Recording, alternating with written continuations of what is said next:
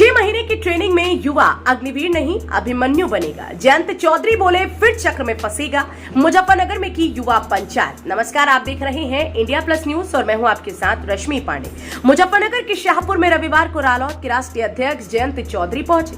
यहां पैट मैदान में युवा पंचायत को संबोधित करते हुए कहा, 6 महीने की ट्रेनिंग में युवा अग्निवीर नहीं अभिमन्यु बनेगा, जो चक्रव्यूह में फंस जाएगा। गर्मी के मौसम में किसान बारिश का इंतजार कर रहा है। ऐसे मौसम में मुझे पंचायत करनी पड़ रही है। अभी कोई चुनाव या वोट का मसला नहीं है। हम पंचायत इसलिए कर रहे हैं क्योंकि देश के युवाओं के साथ गलत हो रहा है, फौज के साथ खिलवाड़ हो रहा है। जयंत ने कहा कि मेरा नाम किसानी, मेरी कौम किसानी, यहाँ खेती बाड़ी पुरखों की निशानी, ये हमारी फौज के साथ खिलवाड़ हो रहा है। साथ ही युवाओं का भविष्य अंधकार में डाला जा रहा है। गांव में आरएसएस के लोग आपके आएंगे, फिर बोलेंगे कि सही हो रहा है। बीजेपी ने सारे सरकारी विभाग बेच डाले हैं। ये 4 साल का फॉर्मूला सरकार कहां से लाई है? अग्निवीर तो ये भी नहीं कह सकते कि हम रिटायर्ड फौजी हैं। फौजी 3 साल की ट्रेनिंग में तैयार होता है, ये 6 महीने की ट्रेनिंग करा रहे हैं। पेंशन कार्ड देने से मनोबल गिरेगा। ज्यादातर जिद्दी फौजी मरने के लिए नहीं, मारने के लिए होता है। फौजी की पेंशन कार्ड देने से उसका मनोबल गिरेगा। जयंत चौधरी ने कहा कि प्रधानमंत्री जी, अगर आप जिद्दी हो तो मुजफ्फरनगर के लोग आपसे ज्यादातर जिद्दी है। पंजाब, हरियाणा, राजस्थान के युवाओं में भी अग्निवीर को लेकर गुस्सा है। हम तब तक संघर्ष करते रहेंगे जब तक या तो ये योजना खत्म होगी या बीजेपी सरकार बदल जाएगी। आज दूसरी पंचायत है, कल बिजनौर जाऊंगा। योगी जी को तो बुलडोजर क्या ट्रैक्टर भी चलाना नहीं आता होगा। पंचायत में आप लोगों का आशीर्वाद लेने आया हूं। आप लोगों के साथ से ही लड़ने की हिम्मत और ताकत मिलती है। बहरहाल, आपका इस पूरी खबर को लेकर क्या कुछ कहना है कमेंट में जरूर बताएं और ऐसी खबरों के लिए देखते रहें इंडिया प्लस न्यूज। मुजफ्फरनगर से इंडिया प्लस न्यूज के लिए संवाददाता तनवीर मलिक की रिपोर्ट। देखिए, नौजवान तो विरोध कर ही रहे थे, पहले दिन से कर रहे थे। ये योजना किसी को पच नहीं रही, किसी को समझ नहीं आ रही कि इस योजना की आवश्यकता क्यों आई।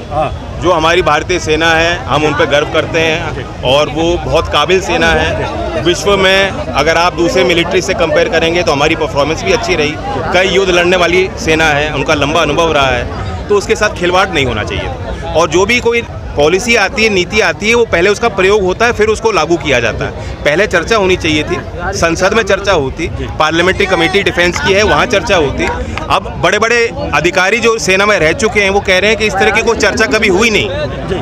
मतलब सेना में अंदरूनी तौर पे भी इसकी कोई रिपोर्ट, कोई तैयारी नहीं थी, कोई नीति नहीं है, ये सिर्फ घोषणा है। जैन जी, पंचायतों के बाद क्या रणनीति तैयार कर रहे हैं, कैसे? 16 तारीख तक पंचायत होंगी, उसके बाद हाउस चलेगा, हाउस में भी मुद्दा गूंजेगा, उठेगा और आखिरी पंचायत बागपत में है, तो वहीं आगे की रणनीति हम बनाएंगे। उदयपुर कांड हुआ है तो क्या कहना चाहते हैं? कौन सा? उदयपुर कांड। नहीं, बहुत दुखद है। इस तरह के जो हेट क्राइम हो रहा है, ये आतंकवाद से कम नहीं है। उसके बाद अमरावती में भी यही कांड है। हाँ जी, गलत। महाराष्ट्र में बीजेपी ने एकनाथ शिंदे को आगे करके फेल कर दिया, क्या कहेंगे? हम सेना की बात कर रहे हैं, वो शिवसेना पे उनकी नज़र है। जैन जी, यहाँ हजारों युवाओं को क्या कहना चाहेंगे? हाँ जी,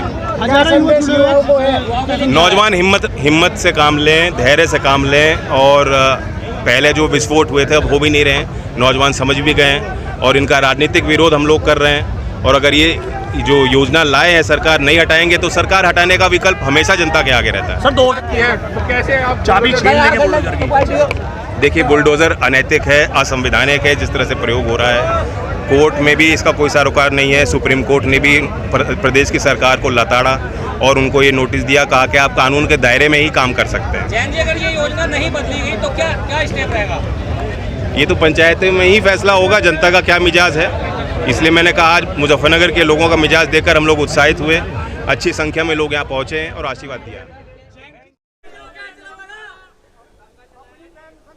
टेंशन ना करो, बुलडोजर स्टार्ट ये करेंगे, चाबी हम ले लेंगे,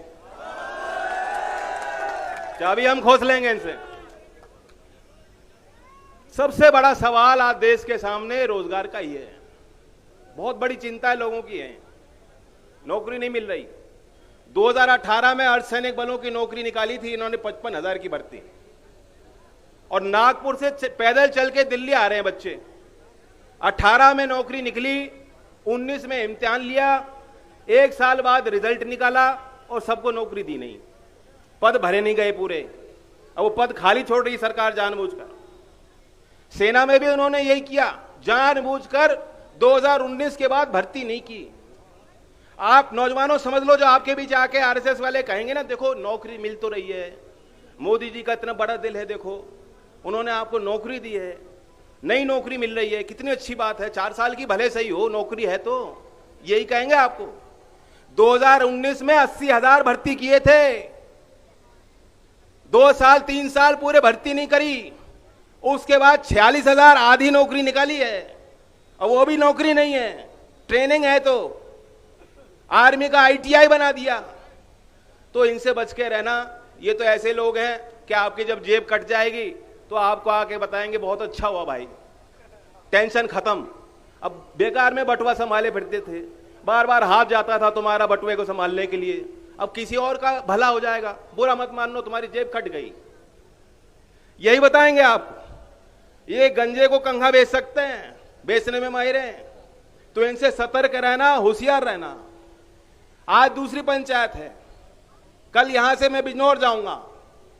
लगातार 16 तारीख तक हमने घोषित किया, 16 के बाद हाउस होगा और सदन में भी मौका मिलेगा। सदन में भी बेरोजगारी के सवाल, नौजवान के सवाल, किसान की बात, मुजफ्फरनगर की बात, वहां सदन में सदन की गरिमा रखते हुए रखूंगा, ये मैं आपको वादा करता हूं।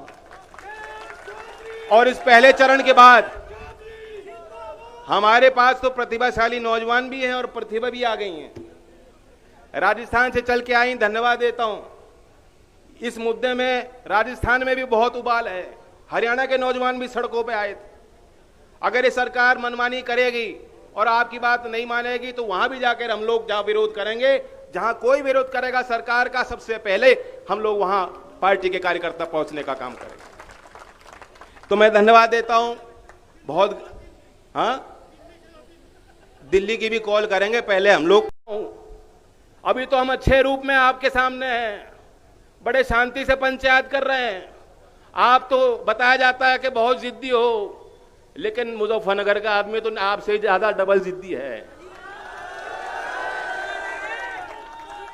मैंने पहले भी कहा था किसान पंचायत में कि आपसे ज्यादा जिद्दी हम लोग हैं, और जो सच्चा आदमी होता है, जो ईमानदार होता है, वो जिद्दी होता है, क्योंकि वो लड़ाई सर उठा के लड़ता है।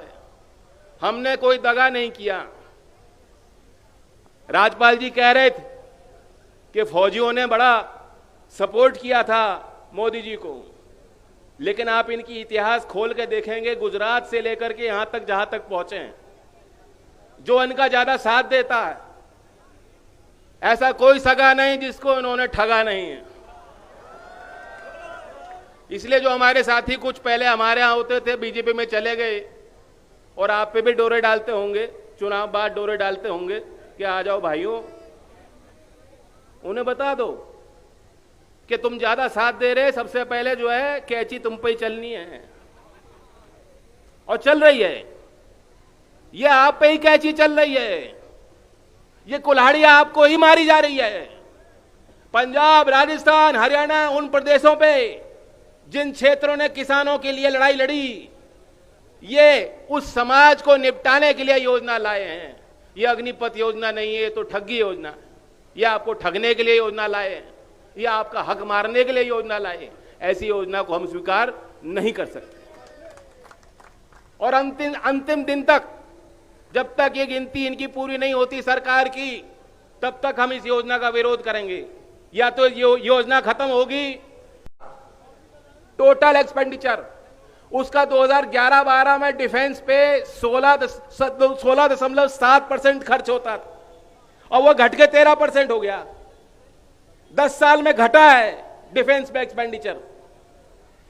10 साल में टोटल एक्सपेंडिचर में जो तरक्की का दर है, प्रगति का दर है, वह 10% से ज्यादा है, और डिफेंस में आपने 8.3% ज्यादा खर्च किया है।